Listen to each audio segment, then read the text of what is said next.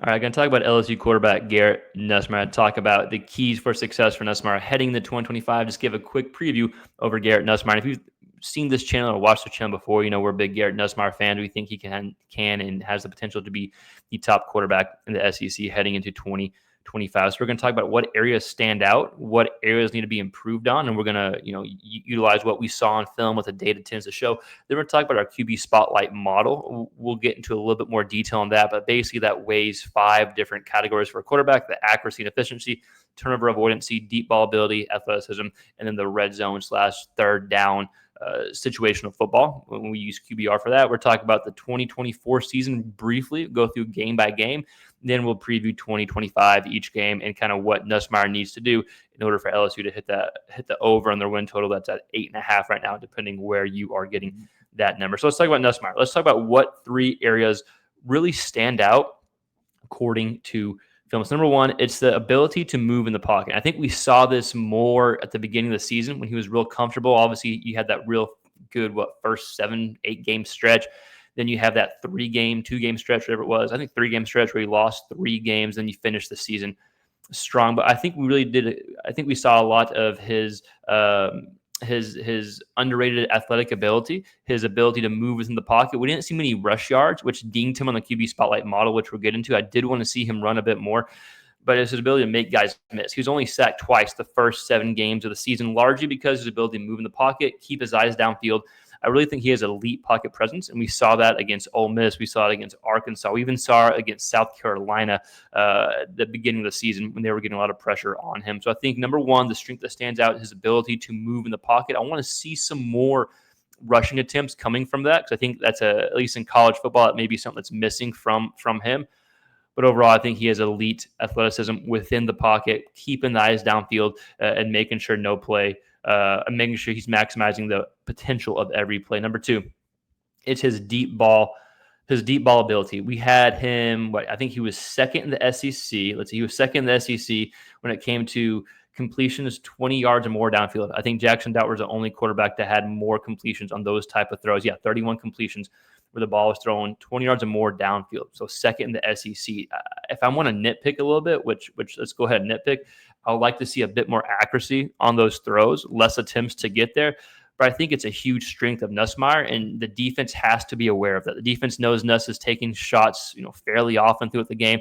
That's going to open up some underneath type throws, but I definitely think it is a big strength of Nussmeier. 1, the ability, and 2, the defense has to be aware of it. It's going to open up the offense a little bit more. I think we'll see Chris Hilton utilized throughout the season on these deep throws, which we saw at the end of the season for Chris Hilton. And then number 3, a stat that actually can't be shown, it's his clutch ability, his toughness, right? We definitely saw the clutch ability against South Carolina. They were down by 17, and you can argue they were down by that because Nuss struggled. Sure, whatever. Same with Ole Miss. They were down. He struggled a lot in that game, but when it mattered, he led his team back against both teams, Ole Miss and South Carolina, making NFL-type throws, especially in the third and fourth quarter, to lead LSU back to victory against those teams. Also against Oklahoma, we saw his toughness, right? He got knocked out of the game for a little bit, was able to come back in and make a lot of big-time throws. So even it's not a box score stat. The QB spotlight model, which we're going to get to in a second, doesn't take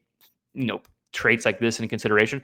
I think it's one of the main things that stands out for Nuss and something that translates to any level of football. So the main improvement area, I think, is consistency at an elite level, right? Now, we saw elite quarterback play from Nuss a lot of last season, but we also saw some inconsistencies. I know LSU fans, you remember the third quarter against Texas A&M. Then we remember the game was Alabama after A&M. If it wasn't after A&M, it was a game or 2 after A&M. So we saw some rocky play at times. So I think it's improving that consistency level, I think, is a main improvement area for Garrett Nussmeier, just doing what he does the majority of the season, doing it over and over again, some situational type football where he's not forcing things. We saw that against A&M. We saw that kind of snowball effect, and it led to more and more not great football. So I think the consistency at elite level would be his next area of improvement, his biggest question mark, if you will. And I think he takes it. This is only his first year starting last year. I think a lot of people got to remember that, even though he is a veteran guy, he's been in the program for a while, it's still his first year as a starting quarterback. So let's look at the QB spotlight model. Now, the QB spotlight model has him at an 80.6 starter with huge upside. For context, the highest number of any returning quarterback was 89. There are limitations here, and I think Nuss is kind of an outlier here. Like, I have him ranked much higher in the SEC. I have him being potentially the best quarterback in the SEC, even though the model rates him a little bit lower according to this. But let's go ahead and dive into the details and talk about why he's rated this. Because a few reasons why. So number one, his adjusted completion percentage and his yards per attempt. You combine that, and that's what our accuracy / efficiency model is.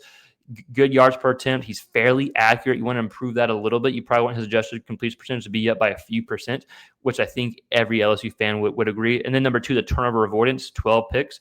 3 against A&M had that snowball effect, if you will. The turnover avoidance is a number that brought his overall grade down. His 20-yard completions, 31, that was a number that shot way up. But really, Ding Nuss was his actual rush yard. So the way we have this model set up, athleticism plays a big role. So, you have quarterbacks like a Talon Green, Lenore Sellers, John Mateer, Diego Paga, guys who get a lot of rush yards in the college game. And so the model is able to give them more points, if you will, than a quarterback that doesn't even get 100 yards rushing without sacks. That's what kind of dinged Nuss here. And then his QBR, this is the best stat we have as of right now to tell us how he was on third down and how he was in the red zone. So you want some improvement in that area as well. But overall, this is a rating that I probably disagree with, that I think should be higher, because this doesn't take in consideration how good you make your team. It doesn't take in consideration the schedule that you play, and it doesn't take in consideration, play within the game. Like, you can't watch, the model is not watching film, right? So that's some limitations for Nuss, but overall, I think it does demonstrate the improvement areas: consistency, turnover avoidance, and then I would like to see some more yards on the ground. But if not, like, if you improve those other two categories, I think Nuss is in a good spot moving forward to be consistent. So let's briefly recap the 2024 season.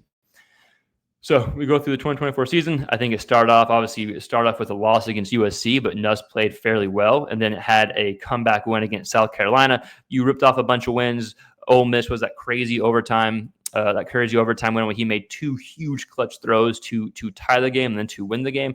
Then you had Arkansas, and then you had that 3-game stretch where you had, A&M, Alabama, and then Florida, where it was just a rocky step. The season almost fell off, essentially.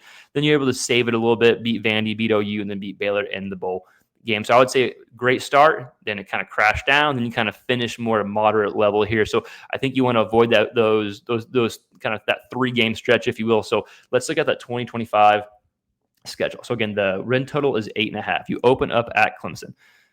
That's a coin flippy game. I know if you're an LSU fan, week 1 is really being emphasized right now. It's what's being talked about. But in all reality and in all seriousness, you could lose that game and still have a hell of a season.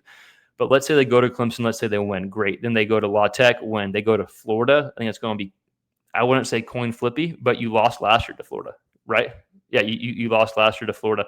So I'm sorry, Florida goes to LSU, goes to Death Valley. So I'm giving LSU the advantage there, especially with Nussmeier playing at home, Southeast Louisiana. Then you go to Ole Miss, a team that you beat in overtime last year. That's away. Then you have South Carolina at home. Then you go to Vanderbilt. Then you have A&M at home. Then you go to Alabama. Then you finish with Arkansas at home, Western Kentucky, and Oklahoma on the road. I think you have for SEC standards, you have a somewhat favorable schedule. The fact that you're getting some of these teams at home, but then it's a fairly even slate with who you have at home and who you have away. Oklahoma away, Alabama away, Ole Miss away. You'll be favored against Oklahoma going into the season. Things obviously will change the last game of the year. And then depending on Alabama, you could be potentially favored. Depending on Ole Miss or breaking a new quarterback, you could potentially be favored with that as well. But then all your home games, you're probably going to be favored, right?